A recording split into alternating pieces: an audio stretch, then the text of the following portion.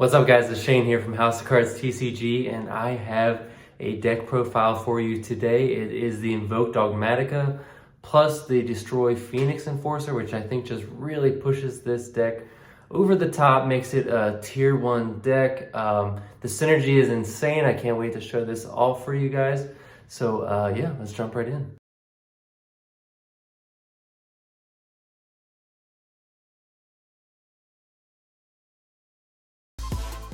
All right, guys, so the first thing we're going to start with is 3 Alistair the Invoker. Standard, you always want to run this at 3, obviously, needless to say. And then you want to do 3 Meltdown as well. And the 1 Terraforming to search it. Now, the little bit of spice I'm playing here with the Terraforming is the Mystic Mine. 1 copy. I know some of you hate to see this card because this card is just dumb and it should be banned, but playing Mystic Mine at 1 turns your Terraforming also into a going second card. And, you know, a lot of times they may not negate that because, you know, they're expecting more, so they would just negate the Alistair or the Meltdown, and then you can get a search a Mystic Mine going second, and that's really strong, obviously. And then we do the double Invocation. I've seen some people cut it to 1. I tested a little bit. Tested it against Tyler, but I didn't like it. You know, probably pretty rare circumstance, but I drew the Alistair and the Invocation, and normally you love to do that, but in this, you know, circumstance, I had to normal summon the Alistair and not get the effect to search, which is pain to me. So I'm putting it back to 2.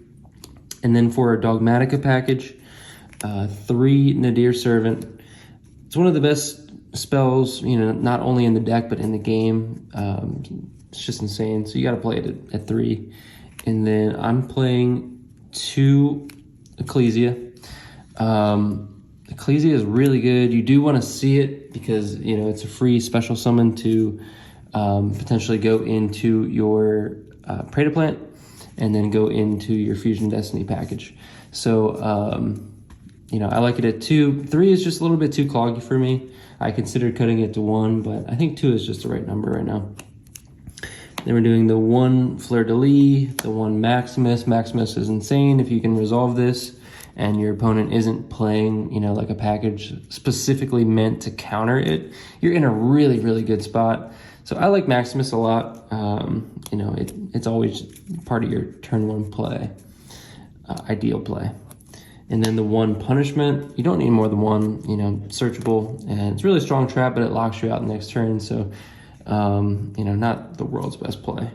And then the 1 Schism, just because Winda is an insane card and it makes it, you know, it's pretty easy to get Schism. So, gotta play it.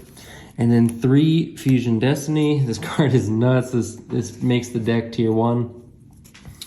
DPE is just it's an unfair card, so to be able to play it so easily makes this deck just awesome. And then with that, you obviously play the Celestial and the Dasher.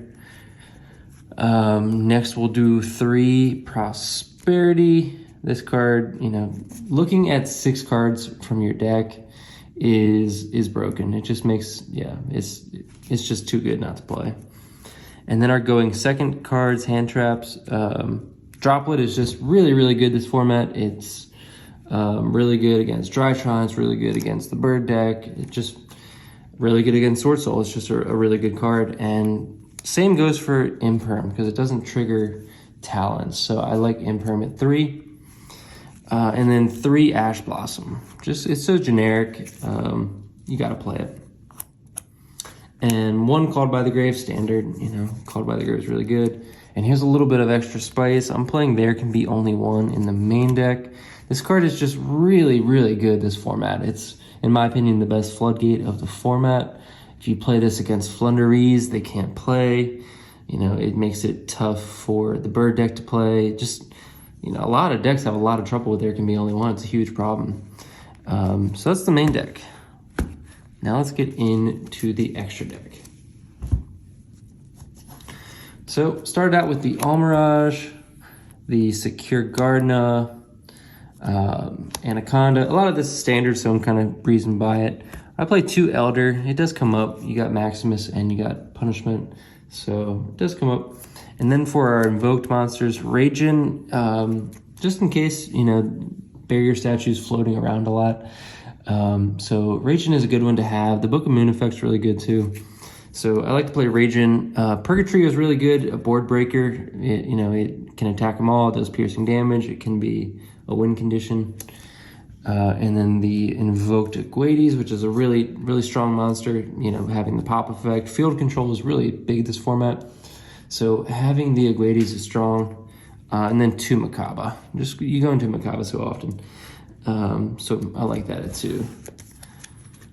And then from there, we'll do the 1 Ash Dragon, 1 Phoenix Enforcer, and then your Shaddoll package. So 1 Apkalone, 1 Winda, and the 1 Construct.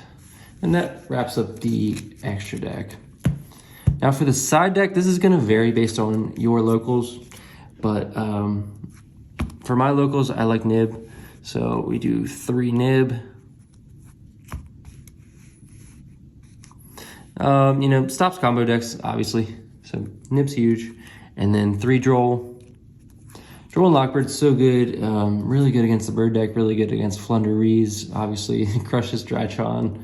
It's the Drytron's arch nemesis, so I like Droll a lot. And then for our back row destruction, 1 Feather Duster, 2 Cyclone. You can't really play Twin in this deck that much because you don't want to lose your resources. You don't have cards to be discarding.